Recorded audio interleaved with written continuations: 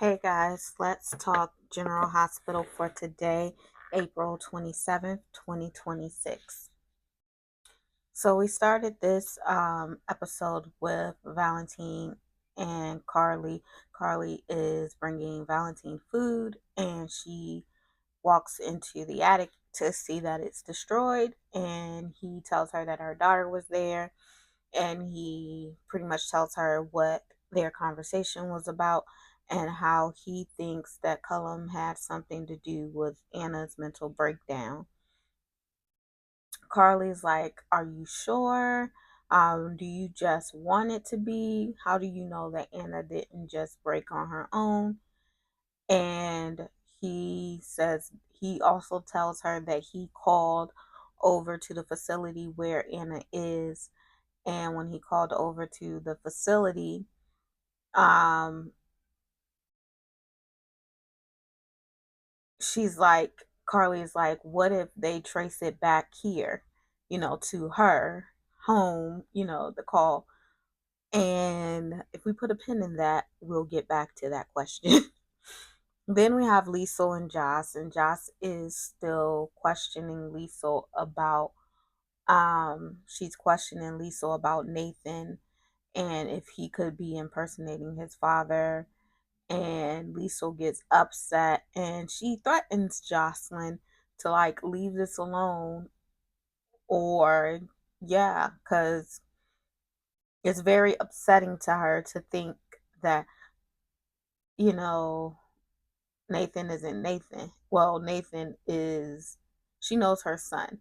So I have a question, and now that we're talking about this, because later we see James and Nathan, and they are at Kelly's, and he's all hyperactive because he just came from karate class, and he is bouncing around. They have a run in with Sidwell, and they're going to get ice cream with Sidwell, but um Liesel calls and invites them to the Metro Court for dessert. And so they leave, and then they go to the Metro Court and they're having dessert with Liesel. And James asks Nathan if he wishes he had a brother, and he was like, "Well, I guess I kind of did with Peter, but." And James is like, "No, I mean a good one." So does Nathan not Nathan? Does Obrit not know that she had twins and that there's a Nathan and there's a Cassius? Because that's been a question on my mind ever since Nathan came back, because I wanted to say Liesel had something to do with it, but then I didn't think that she did. But wouldn't Liesel know if she had twins? Or maybe she didn't, because Nina didn't know that she had twins. But anyway, so um Sunny and Ethan are at Sunny's office, and Lucy comes over, and Lucy's saying that she's going to make her move on Sidwell because now is the time to strike. I don't know why she thinks now is the time to strike, because Sidwell is not giving up Ava. And Ava is doing everything that she can to prove herself to Sidwell and to be a asset to him. So Ava's not going to let you get in her way.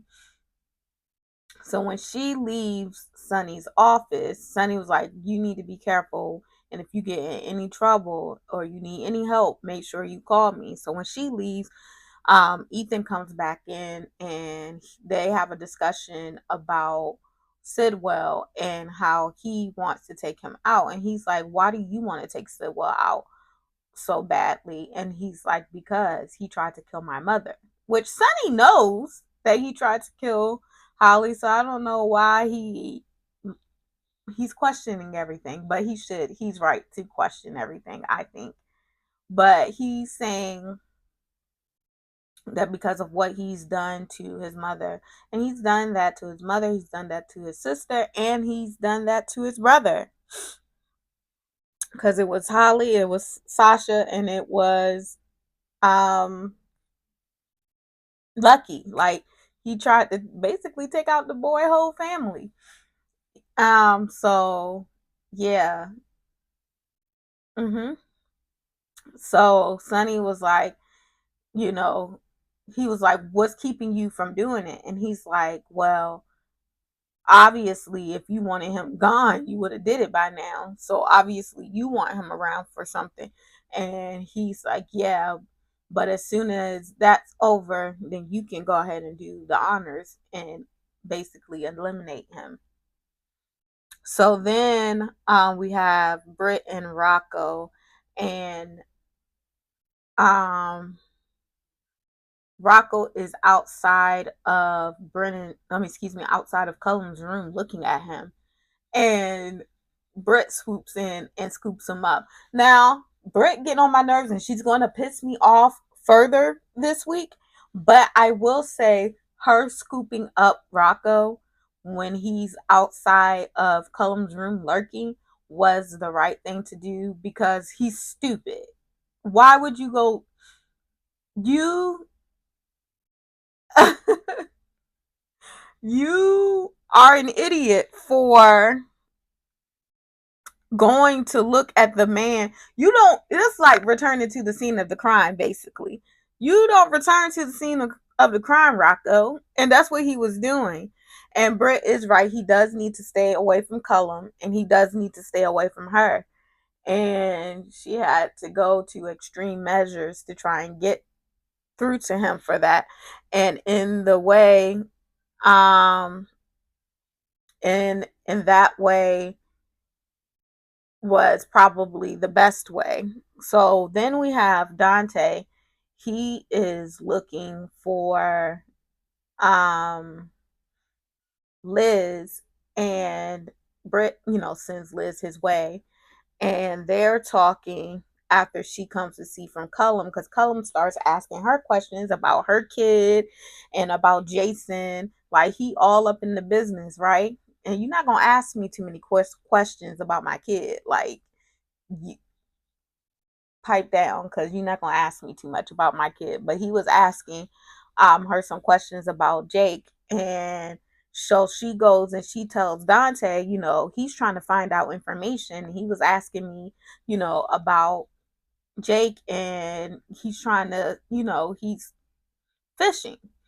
And so Dante's like, yeah, he is fishing. So Liz goes back, to her duties, and she encounters Britt and Rocco in their exchange, and her basically manhandling um Rocco. And Rocco goes to go get change for his shift. And in the meantime, she's talking to him like, why would you talk to anybody in this hospital, let alone a kid? And why would you be touching him, and blah, blah, blah. And she was like, Lulu was right. It's dangerous for him to be around me. You need to help me keep him away from me, which is the best thing to do, because it's like Rocco won't heed any warnings, and he keeps coming around. Meanwhile, Dante is back at the PCPD, and Jocelyn comes there to ask him some questions about the investigation.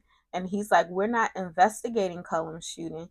And then she's like, flashing back to seeing Nathan come out of Cullen's room. So if he's not investigating the shooting, why was he in Cullen's room? Is Joss's question.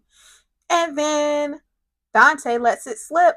Well, he ain't let it slip. He outright said, yeah, I know you're in the WSB. And she tried to play it off, and he's like, yeah, I'm not buying it. And then she tells him that she is, and she's deactivated, and she's not supposed to be investigating, but she doesn't buy, what they're saying happened as far as Jason and the shooting goes.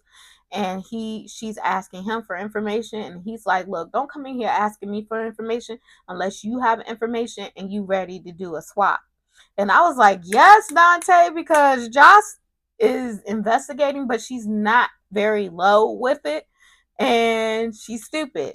But I love her. So, hey guys, let's talk General Hospital for today, April 28th, 2026. So, with this episode, we have Trina and Portia. They're at Bobby's and they're having breakfast, and Trina is they're discussing setting up the nursery. So, as we know, they were all supposed to set up the nursery as a family. Curtis, Portia, Stella, Kai, Trina, they were all supposed to set up the nursery together. Does that include the others, like um Jordan and Isaiah? I don't know, but they're supposed to be working on the nursery. And now that the accident has happened, Trina is like, everybody can't be involved because dad's focus is elsewhere. Um, you know, this sucks or whatever. And it's stupid to me because, as Portia stated, like, yeah, I understand, what your dad is going through, but at the end of the day, the baby's still coming, whether they were in an accident or not. The baby's still coming. The baby still needs a place to be. Like, I'm trying not to be irritated, y'all. I'm trying my hardest. And so Portia was like, well, we can wait for him, or, she was like, I'll talk to him because I told him, that I wouldn't do anything without him. So I'll talk to him about it. And she was like, did something happen? And she was like, yeah, he was upset about my checkup. I didn't tell him about it. Why didn't you tell him? Because he was dealing with Jordan. And so she was like, oh yeah, that makes sense. And so then she starts talking about how rude she was to Jordan. How rude she was to Jordan was warranted, but I digress. I'm gonna leave it alone because obviously, this is the Jordan and Curtis show, so I'm gonna let them have it. Meanwhile, Justine is visiting Jordan and she brings her a hoodie and she's talking to her, and Jordan is still talking about her face. Like, I'm sick of it. Like, I don't care that your face is deformed or whatever the case may be, because guess what, you're still breathing. You have kidney problems and they were able to save your kidney. You still have a life, and what are you complaining for? Anyway, she's like, Curtis didn't sign up for this, and Justine is trying to be her cheerleader. And I'm like, okay, girl, all right, Jordan. Meanwhile, Curtis is at work. He's talking to Michael about his evidence because he's a PI again, and he has decided that Isaiah has is the one that left them on the side of the road. Meanwhile, the driver of the other vehicle did not make any contact with them, so leaving the scene of an accident is a bit, of a stretch to me. Again, had what, 6 years of experience in that industry, but I digress. What do I know? Uh, anyway, I'm trying. Y'all bear with me because I'm struggling because it's so asinine what Curtis is doing. And he's talking to Michael, and Michael's like, maybe you should just leave it alone because it's not going to change, what's happening to Jordan, whatever.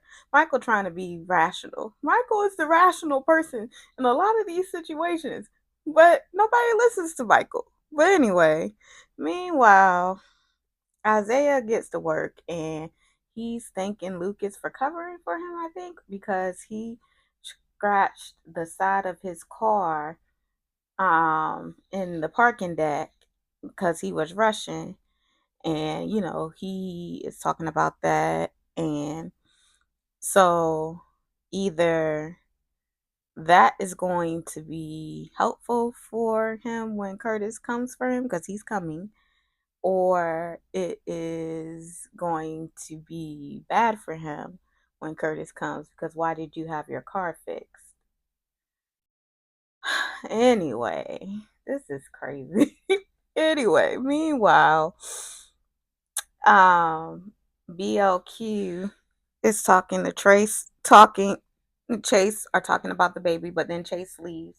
And then Tracy comes in and she still want to confess. And Tracy is still trying to talk her out of it. And Tracy reminds her, look, Jordan swerved into your lane and you hit the guardrail trying to get out of her way to avoid a collision. Like, you didn't do anything to Jordan. Jordan did it to you, if anything, which is correct. And so she's talking. Meanwhile, Trina's finished breakfast with her mom and she comes because one of the packages from the Q's got delivered to her apartment.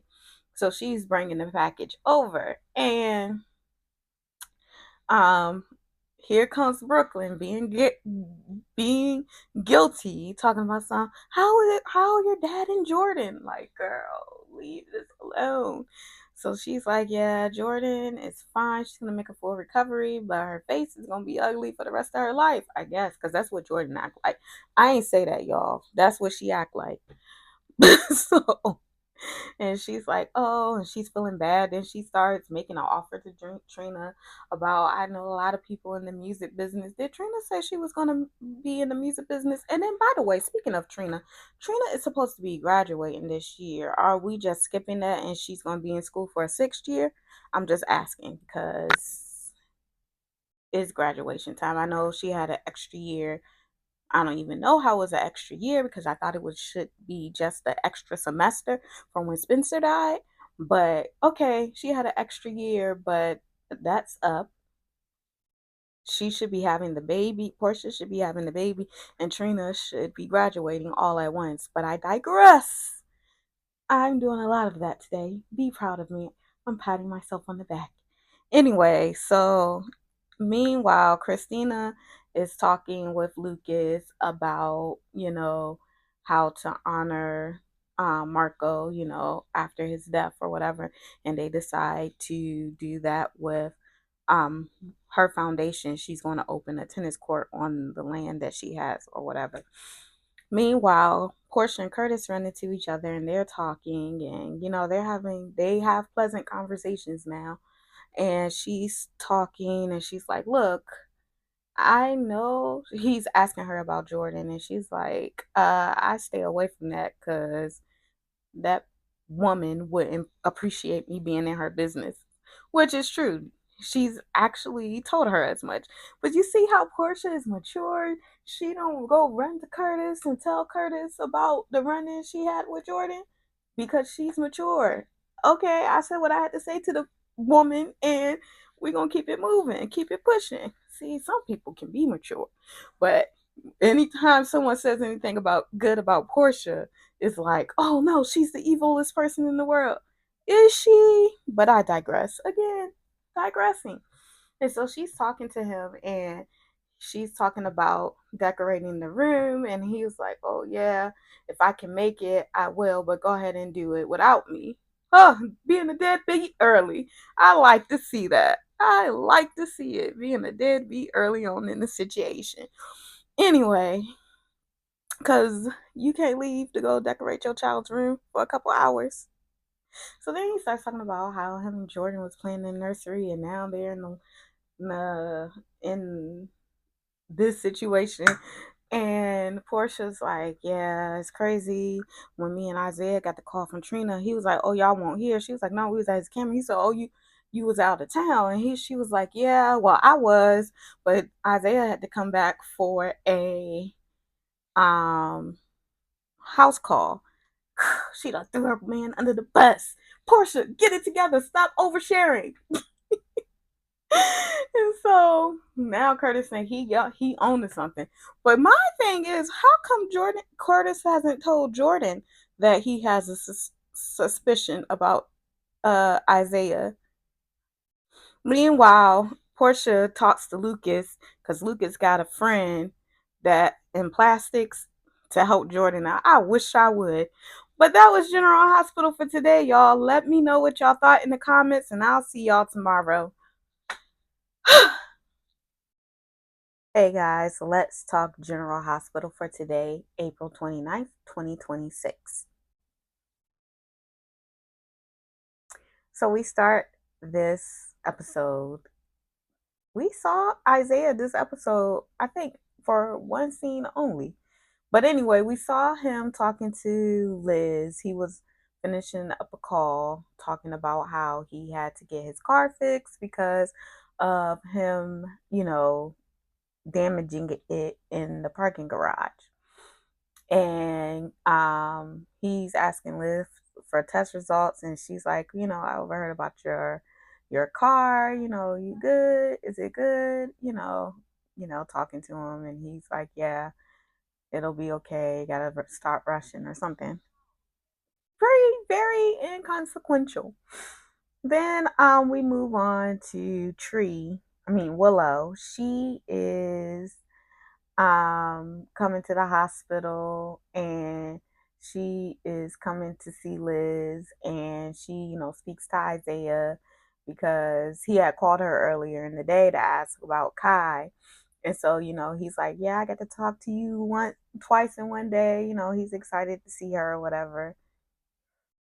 And Willow just is crazy as a bed bug, and everybody else is just so clueless about her being crazy. It's funny. Um,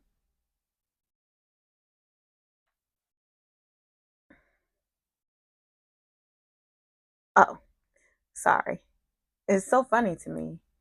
And anyway, so then we have this man. Is he on drugs again? Because he sound crazy. He is insane, and his whole behind is out because we see you coming, Curtis. So meanwhile, he's talking to Laura about his suspicions that Isaiah has was the one that left him and Jordan for dead. I can't. I can't make this crap up. That man act like he on drugs again because he sound crazy. He sound like a fool. He's talking to Laura, and Laura looking at him like he a fool. And she's like, why does it seem like you wanted to be Isaiah? And he do. He said, I just want her to know what kind of man she with. Why does it matter to you, Curtis?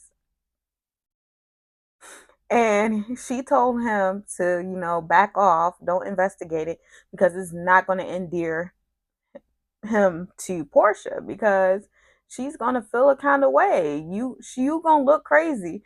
And I'm tired of them trying to put this narrative out there that Portia cheated on Curtis. First of all, Curtis had an emotional affair since like what, November of 2024 with Jordan. And then when Portia slept with Isaiah, she told that bald menace if he walked out that door, she knew that their marriage was over. He walked out the door, and Portia was standing on business, and the rest is as they say, history. So stop trying to run with this narrative of she cheated on him with Isaiah, because that ain't even what happened. Stop saying it. I'm tired of hearing it. But the man is pressed. He was like, "What am I supposed to do? I'm not good at just sitting around." Well, you do have a baby on the way, you asshole. My mom told me to stop cursing in these videos, and she's right. However, like, I can't. He irritates my soul. You have a child on the way. Go worry about that. Cause while Portia is working on her nursery, you allegedly gonna want to have the baby.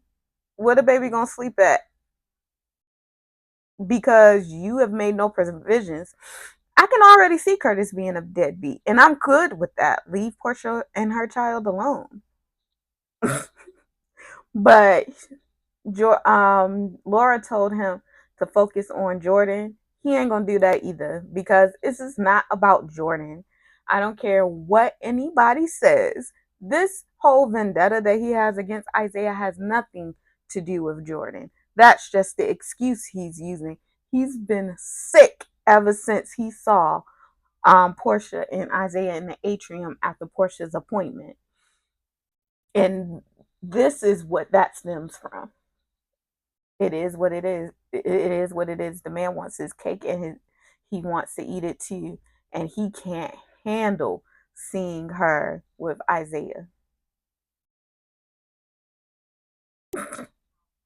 Meanwhile, Brooklyn is talking to Alexis and she's talking about possibly um adopting Phoebe, and she's like, yeah, that's kind of sticky because when you decided to foster her, you did so with the intentions of it being temporary. And if you don't, you're going to have to go through, you know, jumping the line basically. And is that fair?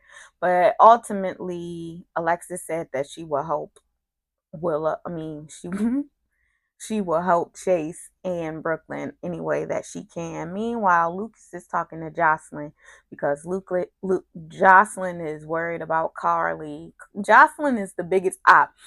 Op of the Year award goes to Jocelyn Jacks. And who would have thought that Jocelyn Jacks would have won Op of the Year when Trina was in the lead for so long for, winning that award? Because who is befriending the woman that broke up my family? Like, girl, you up here more worried about Jordan than you are the baby sibling that you always wanted? Girl, make that make sense. I'm so over everything. So meanwhile, Lucas big mouth let it slip to Jocelyn that Carly is seeing somebody and she cheating on Jack. So then this fool goes to Jack to tell Jack, you know, what's up, and basically is going to send him over there to Carly. Why in the heck would she do that? The biggest op can be your child, apparently, because between Trina and Jocelyn, baby. Anyway, meanwhile, Nathan is crazy. And if Lulu don't see it, then I gotta worry about her. Cause he's telling her that, Rocco told Britt about the pier, what happened on the pier. And she was like, okay, I'll talk to him. She said, he said, we've been talking to him. You need to send him away. Send him away. How do you think that we're gonna send him away and Dante is his daddy and he ain't gonna ask questions? And then why are you getting so aggressive with me? Like, you need to come all the way back. You still want to date him? You still think he the one? Because this man is acting pure crazy. There's no other way to put it. And so anyway, then we got Jack, Jacinda, Charlotte, and Nina. They're at Crimson.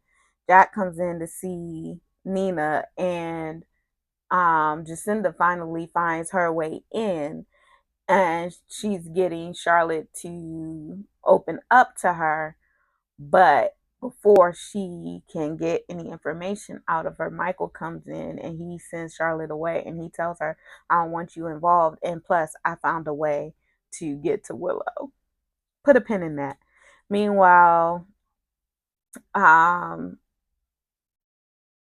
Liz has told Willow about Drew, and so Liz comes to Crimson to see her mother to figure out why she didn't tell her about what Liz saw.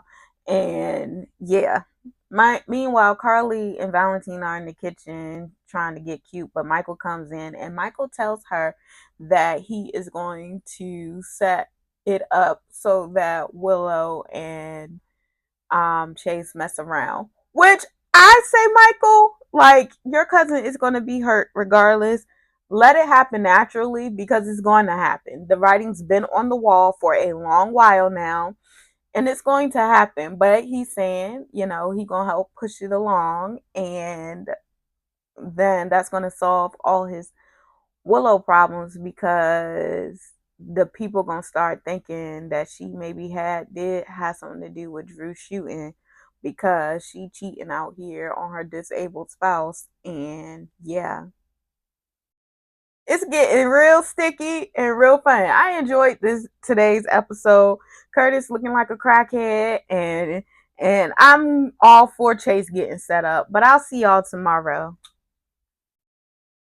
Hey guys, let's talk General Hospital for today, April 30th, 2026. I'm exhausted, but I'm dedicated. So here we go. So today we start the episode with Rick and Sunny. They're at Sunny's office, and Sunny is asking him, about the background check that Rick is running on Lucky, and he basically gives him the basics of what Sunny already knows about Lucky. Not Lucky. What? Lucky is on my brain. Ethan. Sorry. He basically gives him the background of what we already know about Ethan. That he don't stay in one place too long. He run his cons, and that's how he do. He's a mover and shaker. Like the lady said on Housewives of Atlanta, Todd knows how to swerve. So that's what he basically tells Sunny about Ethan, things Sunny already knows. And then Ethan stops by, who we saw was at the gardens at the Court, spying on, well, tailing Lucy, and listening to their conversation and listening to the fact that, like, Ava and Lucy fight over Jens. He comes to report that back to Sunny. When Rick leaves, Ethan and Sunny start talking, and before Ethan arrived, Rick was like, offer him $50,000 to leave town and see if he takes it.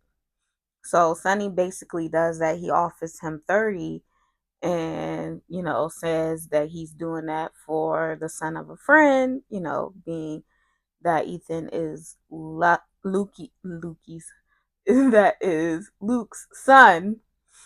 I told you I was tired. That Ethan is Luke's son, so he's like, I'll do it. And then Ethan is like, I bet you this was Rick's plan. You were testing me. Rick don't trust me. And Sonny is like, I do.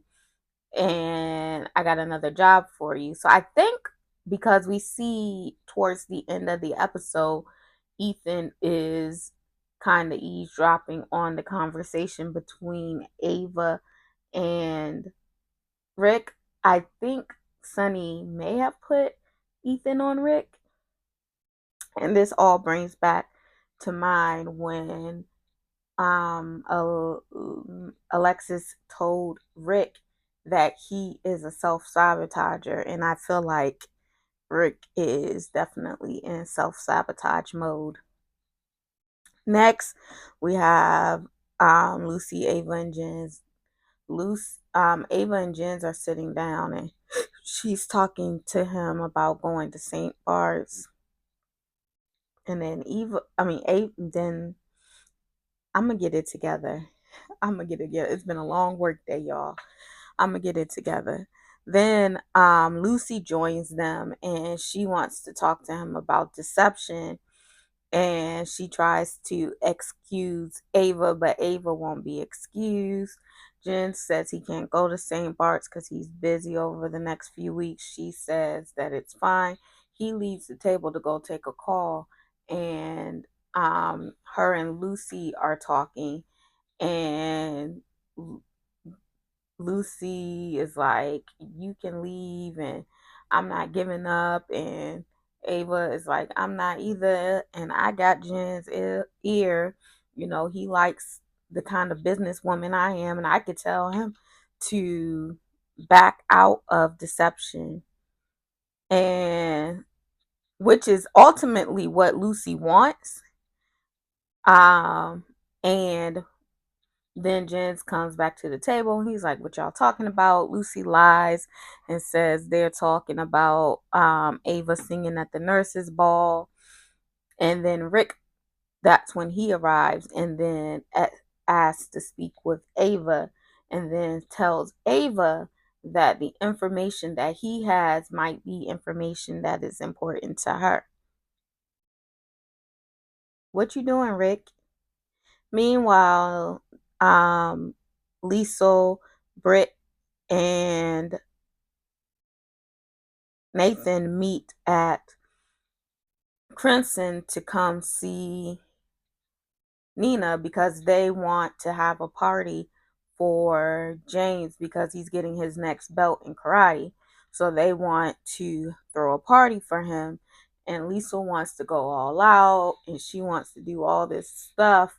And Nina is like, I'm happy to pay for it or whatever, but you're like, some of this ain't gonna be able to happen at my penthouse. So they decide on a smaller scale party, and then Nathan leaves. When Nathan leaves, Lisa is a little bit upset with Britt because why didn't you have my back and making this a grand occasion? And she's like, yeah, whatever. And then they start talking about how talking about Cesar, and she's like, why are you thinking about Cesar? And she's like, people are asking around. And she tells her that Jocelyn Jacks came asking, but that she was thinking about him even before. And yeah, this is getting real sticky. Meanwhile, she calls her brother. She goes back to work. She calls her brother to the hospital, and she's like, you supposed to be making people believe that you're Nathan, but people are asking questions. And he was like, oh yeah, Jocelyn, she's some ditzy college student. Y'all always men are stupid. They underestimate everybody and they don't see things coming when it's bright red and then shining lights. Because that's like Curtis with Jordan. She was clearly, since the day you got engaged, trying to come between Portia, and she was basically a walking red flag, and you just are dumb and blind and let her do it. But I digress. I digress. Anyway, so he's like, oh, she's just some ditzy college student. And she's like, she's not just some ditzy college student. She's a WSB agent, you idiot. And then he's looking crazy, which I have a problem with now, but I can't save Jocelyn if Jocelyn doesn't want to be saved, because her telling her brother that Jocelyn is a WSB agent is definitely putting a target on Jocelyn's back. And there's that. But what can you do?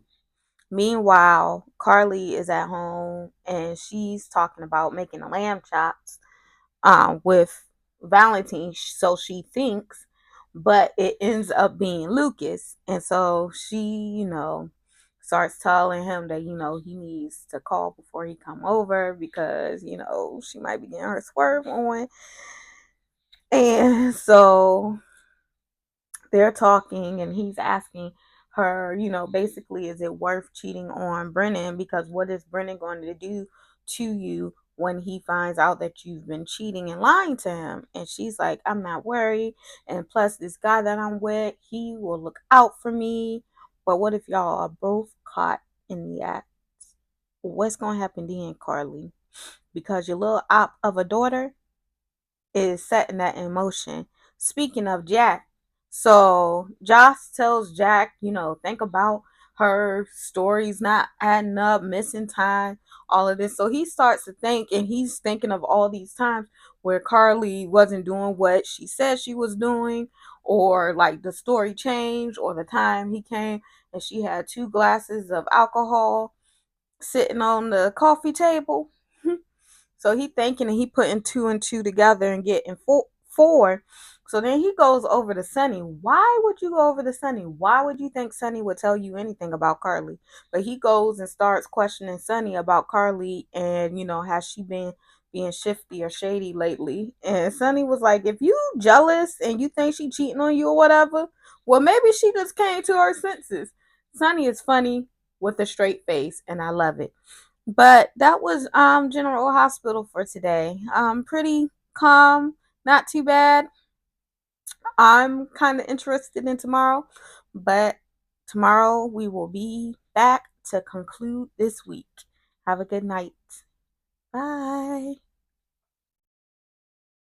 Hey guys, let's talk General Hospital for today, May 1st, 2026. Start this episode with Jordan and Curtis at the hospital, and he's saying that he's going to call Trina and be a deadbeat dad. Oh, that's not what he said. He says that he's going to call Trina and tell her that he's not coming tonight. That everybody is going to the Savoy, because if we remember last week when Gio and Emma went to see Aladdin, the guy that plays the genie said that he knew about the Savoy, and Gio said that his friend's dad owns the Savoy. You can come sing there, which is crazy, but yeah. So Trina set up the gig or whatever, and so Curtis is like, I don't want to leave you, whatever, whatever, whatever. And Jordan is like, it would make me feel better if you had a night out. Please go. Get the hell away from me. And so, yeah, he leaves, right? And he goes to the Savoy with everybody else. While Curtis is gone to the Savoy, Jordan gets a visitor, and she's so animated with this visitor and so happy to see them and enjoying his company and asking for him to stay longer. But he had other things he had to do. She had a visit from Brick, and Brick makes her light up like I have never seen her light up before. I ain't never seen Jordan this animated with Curtis. But I digress. The love of her life, right? So, anyway, then we have Molly and Cody. They're there. Everybody's excited for Michael to come and sing. Not Michael Corinthos. Michael, the guy from Aladdin, to come and sing. And Cody and Molly are there. And who else is there? Geo, Chase, BLQ, and Emma. And BLQ wants to go down for something that is not even her fault. Because at the end of the day, the accident was not BLQ's fault. The accident was Jordan's fault. And she did not, in fact, know that there was an accident when she left the scene. Did she stick around to try and figure out because she had a little sippy sip? No, but she was not aware that there was an accident. She did not cause the accident. The blame for for Jordan being maimed, if you want to call it that, is solely on Jordan. And if we want to throw a little bit on the ball minutes, let's throw a little bit on him. But other than that, it is not Brooklyn's fault. It is not whoever else they want to fault, whoever else fault they want to make it is not. It's Jordan's fault. And it is, as much as I want to blame the bald menace, I can't even put it all on him because he was not behind the wheel of the car. She was behind the wheel of the car. As the driver, you have the responsibility to make sure that you maintain your lane. Okay, I'm not going to sound like a professional. I'm going to chill because I'm not getting on my soapbox about this. But you heard what I said. It's not anyone's fault but Jordan's. Stop trying to place blame. Placing blame isn't going to change the fact that Jordan is scarred, is not changing. What could have changed the fact, and it's still at this point is moot, is keeping your eyes on the road. Is as simple as that. Jordan did not keep her eyes on the road, and this is what happens. There are consequences to your actions, and no one should bear the consequences to Jordan's actions because you all don't want to take responsibility for your own actions. That's the whole problem wrong with Curtis right now. He don't take responsibility for his own actions, and now he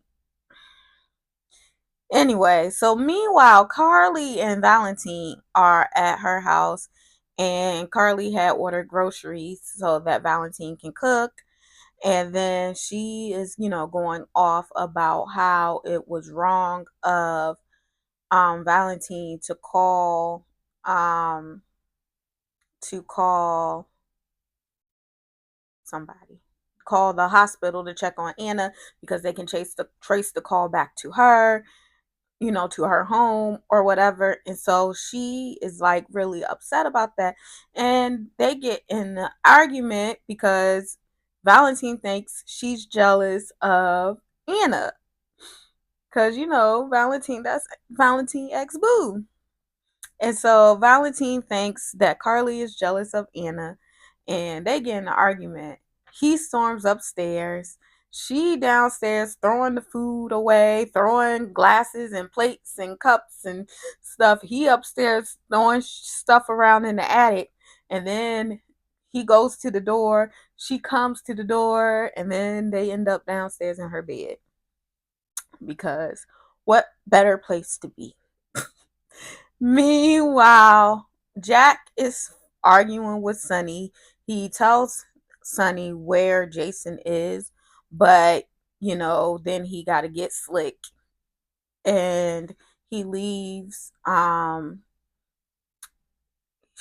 Sonny, and Sonny goes to tell Britt the information that he was given from Brennan. Meanwhile, Brennan goes and breaks into Carly's house, sees like the debris of her throwing stuff around in the kitchen, and sees the two wine glasses and goes crazy and goes upstairs and finds Carly naked in her bed. And he's like, "Where is he?" And it goes off. Brennan, you doing way entirely too much, don't you think? Anyway, y'all. Meanwhile, Nathan and Britt are talking, and he's like, "How do you know that she is a WSB agent?" And she said, "We've talked openly about it plenty of times." And then he basically says she gonna die because Cullum, and she's begging him not to, tell Cullum about Jocelyn or whatever. But you can't trust Nathan. And speaking of not being able to trust Nathan, Nathan goes over to Joss's apartment, and they're talking, and they agreed to be workout partners. And she was like, "Well, I'll send you my schedule." And she's trying to get him to leave, and um she's trying to get him to leave, and he grabs her arm, and that's the last we see of that. It's about to go down in Port Charles, New York, because it's getting crazy. And so it's a lot going on in Port Charles, because then Curtis ends up talking to Brooklyn, and they start talking about the people who drove away, and they could have helped because Jordan could have died because it took him so long to um get her out of the car. And Brooklyn is looking guilty as sin, and then she keeps trying to push Trina into singing so that she can assuage her guilt, but she really shouldn't have any guilt because it's not your fault, Brooklyn. It's sorry. As guilty as you may want to feel, it's not your fault. As guilty as Curtis may want you to feel, it's not your fault. You did not cause the accident. And if you did not know a accident was caused, you had no obligation to stop. And it's as simple as that. But she looks like she can't hold it in no more than Rocco can hold in that he shot Cullum. But that was General Hospital for this week. Let me know what you guys thoughts down in the comments, and we will reconvene on Monday with the foolishness that's going on in Port Charles, New York. Um, and if we get me to 100 followers, I may go live for you guys during the episode on the 12th. So help me get to 100 followers.